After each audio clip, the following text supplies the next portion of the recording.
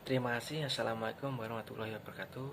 Selamat pagi, salam dan bahagia. Perkenalkan, kami dari kelompok 6 manajemen perubahan mencobakan mempresentasikan hasil kerja kelompok kami.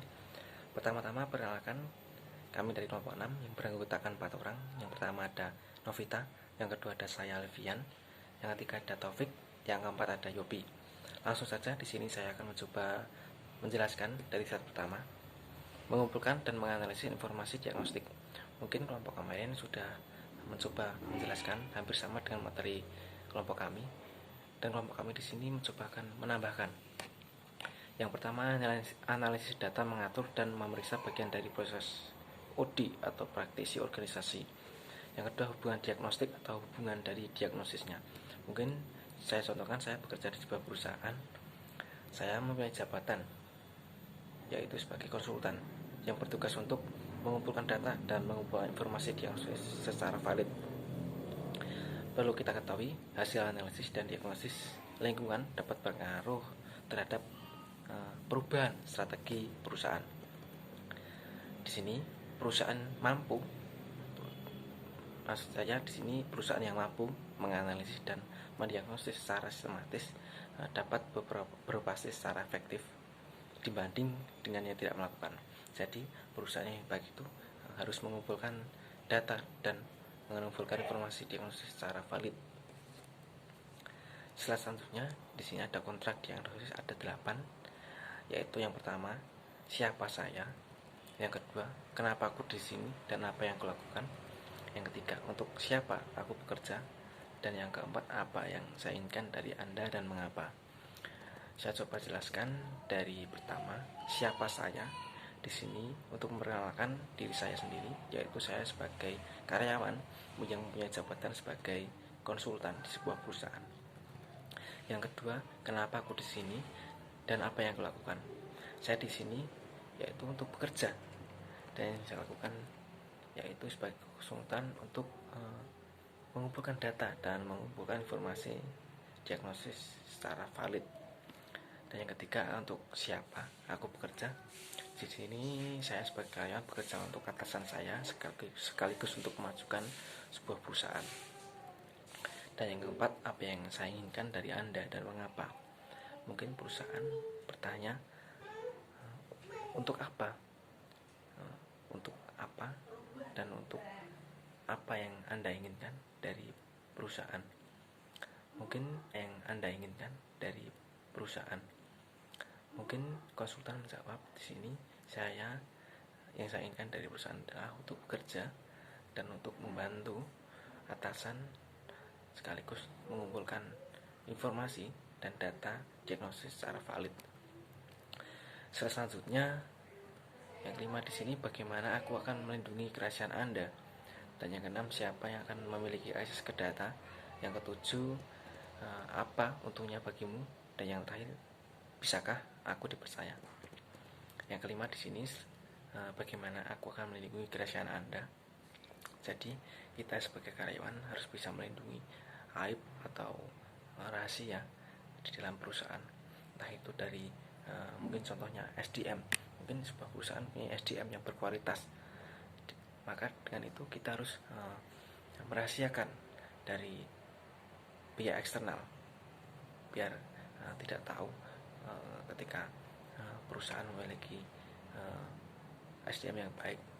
Begitu juga akan menghasilkan produksi pemasaran yang baik juga. Yang keenam, siapa yang akan memiliki akses ke data. Di sini yang memiliki akses ke data yaitu mungkin IT ataupun bisa juga dengan konsultan. Konsultan juga bisa mempunyai akses ke data ataupun juga mengumpulkan atau menginput data ke dalam IT. Dan ketujuh, apa untungnya bagimu. Untuk saya sebagai konsultan yaitu dalam hal mengumpulkan data ataupun mengumpulkan informasi diagnosis, entah itu dari mengumpulkan data dari karyawan lain. Kita sebagai konsultan atau saya sebagai konsultan bisa mengetahui bakat dan skill dari SDM yang lain apakah sesuai dengan data-data tersebut atau tidak. Dan yang ke-8, bisakah aku dipercaya. Di sini balik ke kita masing-masing, kita sebagai konsultan ataupun kita sebagai karyawan di salah satu perusahaan, kita harus bekerja dengan bertanggung jawab penuh, dengan inovatif, berkualitas. Maka perusahaan ataupun atasan bisa mengamati sekaligus menilai karyawan yang berkualitas. Maka dengan itu atasan bisa akan mempercayai hasil kerja dari karyawan. Terima kasih, itu saja yang bisa saya jelaskan. Mungkin selanjutnya akan dijelaskan dari teman saya. Terima kasih. Assalamualaikum warahmatullahi wabarakatuh. Salam dan bahagia. Perkenalkan, saya Novita Sari, NIM 2018008125. Saya akan melanjutkan presentasi dari teman saya. Saya akan membawakan tentang metode pengumpulan data. Nah, metode pengumpulan data itu sendiri adalah teknik atau cara yang dilakukan oleh peneliti untuk mengumpulkan data. Pengumpulan data ini dilakukan untuk memperoleh informasi yang dibutuhkan dalam rangka mencapai tujuan penelitian. Sementara itu, instrumen pengumpulan data ini ialah berupa alat yang digunakan untuk mengumpulkan data.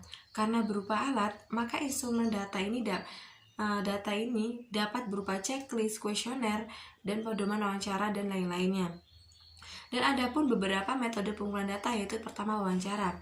Nah, wawancara ini adalah metode pengumpulan data yang dilakukan melalui secara langsung atau tatap muka atau tanya jawab secara langsung antara peneliti dan narasumber.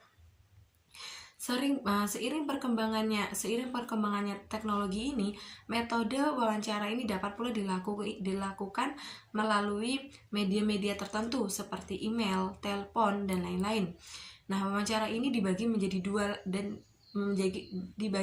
dua, yaitu wawancara terstruktur dan wawancara tidak terstruktur. Nah, wawancara terstruktur itu sendiri yaitu peneliti telah mengetahui dengan pasti informasi apa yang akan digali dari narasumber. Pada kondisi ini, peneliti biasanya sudah menyiapkan atau membuat daftar pertanyaan secara sistematis. Peneliti juga bisa mengumpulkan berbagai instrumen penelitian seperti alat bantu, yaitu kamera untuk memfoto atau record secara instrumen-instrumen lainnya, serta instrumen-instrumen lainnya. Nah, wawancara tidak terstruktur ini adalah wawancara bebas. Peneliti tidak menggunakan pedoman wawancara yang berisi pertanyaan-pertanyaan spesifik, namun hanya membuat poin-poin penting dari masalah yang sedang digali dari masalah yang ingin digali dari responden tersebut. Yang ketiga yaitu pengamatan atau observasi. Nah, observasi adalah metode pengumpulan data yang kompleks karena melibatkan berbagai faktor dalam pelaksanaannya. Metode pengumpulan data observasi ini tidak hanya mengukur sikap dari responden, namun juga dapat digunakan untuk merekam berbagai fenomena yang terjadi. Nah, teknik pengumpulan data observasi ini cocok digunakan untuk peneliti yang bertujuan untuk mempelajari perilaku manusia, proses kerja, dan gejala-gejala alam. Metode ini juga tepat dilakukan pada responden yang kuantitasnya tidak terlalu besar. Nah, metode pengumpulan data observasi ini dibagi menjadi dua, yaitu partisipan observasi dan non-partisipan observasi. Nah, maksud dari partisipan observasi ini adalah peneliti terlibat secara langsung dalam kegiatan sehari-hari orang atau situasi yang diamati sebagai narasumber atau sumber datanya. Sedangkan non-partisipan observasi ini adalah balikan dari atau berlawanan dari partisipan observasi. Non-partisipan observasi ini merupakan observasi yang penelitinya tidak ikut secara langsung dalam kegiatan atau proses yang sedang diamati. Yang ketiga yaitu angket atau kuesioner. Kuesioner ini merupakan metode pengumpulan data yang dilakukan dengan cara memberi seperangkat pertanyaan atau pernyataan tertulis kepada responden untuk dijawab. Kuesioner merupakan metode pengumpulan data yang lebih efisien bila peneliti telah mengetahui dengan pasti variabel yang akan diukur dan tahu apa yang diharapkan dari responden. Selain itu, kuesioner juga cocok digunakan bila jumlah responden cukup besar dan tersebar di wilayah-wilayah tertentu atau wilayah yang lebih luas lagi. Selanjutnya yaitu studi dokumen. Nah, studi dokumen ini adalah metode pengumpulan data yang dilakukan atau ditunjuk langsung kepada subjek peneliti. Studi dokumen adalah jenis pengumpulan data yang meneliti berbagai macam dokumen yang digunakan untuk bahan analisis. Dokumen yang dapat digunakan dalam pengumpulan data ini dibedakan menjadi dua, yaitu dokumen primer dan dokumen sekunder. Dokumen primer ini adalah dokumen yang ditulis oleh orangnya langsung yang mengalami suatu peristiwa, misalnya autobiografi. Sedangkan dokumen sekunder ini adalah dokumen yang ditulis berdasarkan laporan atau cerita orang lain, ya misalnya itu biografi. Selanjutnya yaitu unobstrusif. Unobstrusif ini adalah yang memiliki kebebasan atau penelitian yang memiliki kebebasan sosial masyarakat tertentu dengan tidak mengganggu masyarakat yang ditelitinya. Biasanya objek yang diteliti ini sangat berbahaya sehingga jangan sampai mengganggu objek penelitiannya. Adapun kekuatan dalam penelitian ini ialah tidak merusak ekosistem penelitiannya, dan kelemahannya ini adalah tidak mengetahui keseluruhan objek peneliti. Yang selanjutnya yaitu sampling. Teknik sampling. Teknik sampling ini ialah sebuah metode atau cara yang dilakukan untuk menentukan jumlah dan anggota sampel. Setiap anggota tentu saja wakil dari populasi yang dipilih setelah dikelompokkan berdasarkan kesamaan karakternya. Yang selanjutnya itu teknik analisis data. Nah, menurut Prof. Dr. Sugiono, teknik analisis data ini merupakan proses penelitian adalah hal yang sangat sulit sebab butuh kerja keras, cara berpikir yang kreatif, cara wawasan yang cukup tinggi.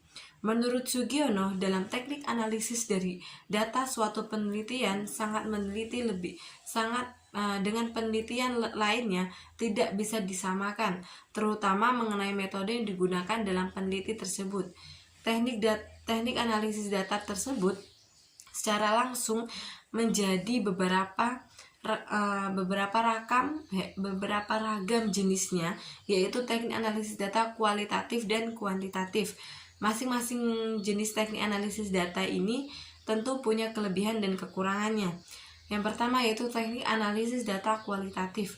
Nah, teknik analisis data kualitatif ini ialah merupakan teknik analisis yang berfokus pada informasi non-numerik dengan asas filsafat positivisme.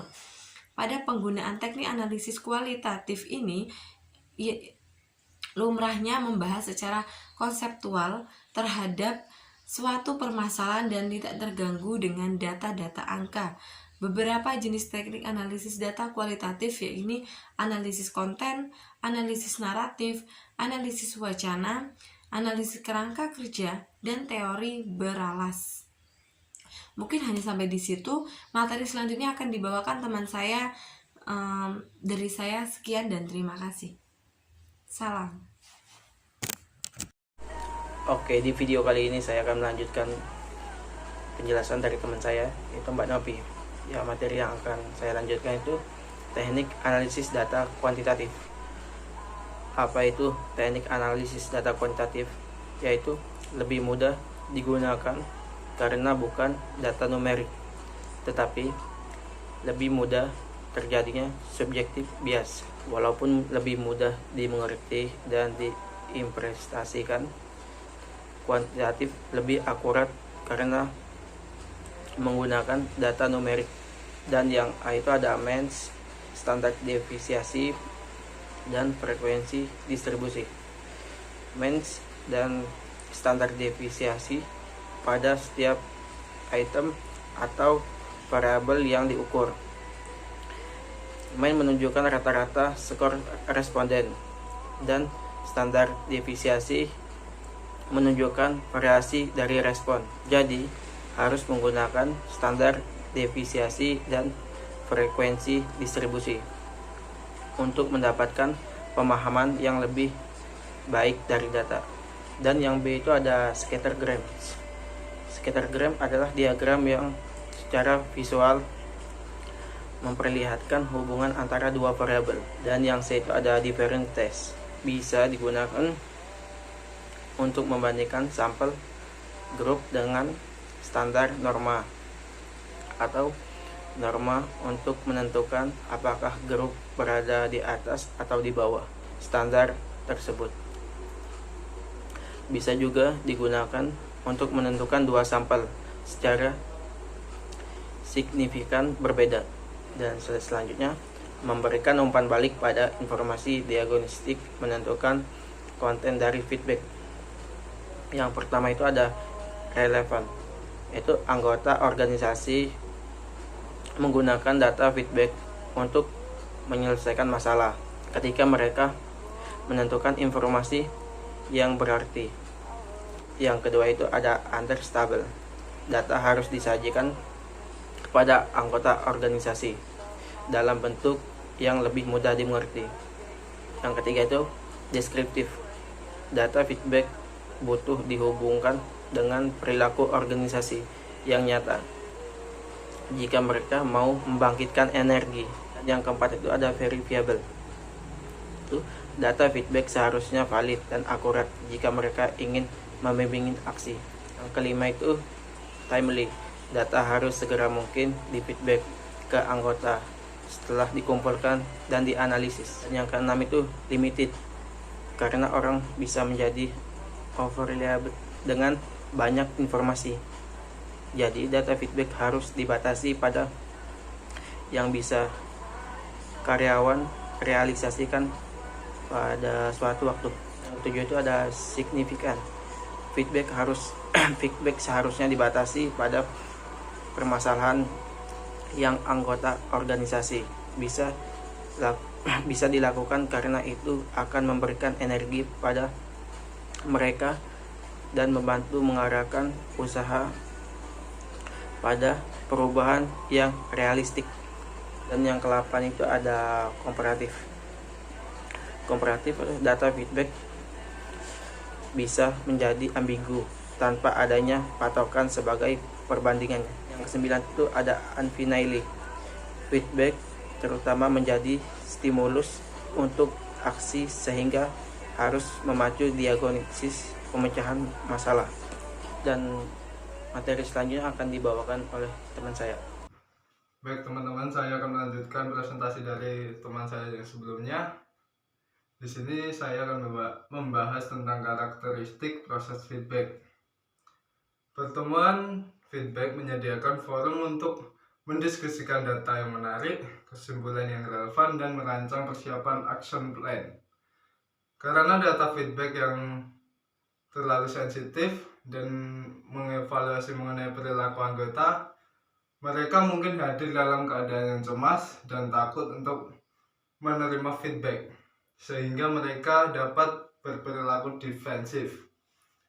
Dan tujuan feedback yaitu untuk memastikan bahwa anggota organisasi memiliki suatu data. Dari data feedback difasilitasi dengan 5 fitur dari proses feedback yang sukses. Yang pertama yaitu motivasi untuk bekerja dengan data, yaitu orang-orang butuh merasa bahwa bekerja dengan data akan memberikan hasil yang menguntungkan. Kemudian yang kedua yaitu struktur meeting. Meeting feedback membutuhkan struktur agar tidak ada kekacauan dan berjalan dengan lancar. Kemudian yang ketiga, kehadiran yang tepat. Orang memiliki masalah umum dan bisa mendapatkan keuntungan dari bekerja sama harus termasuk dalam meeting feedback.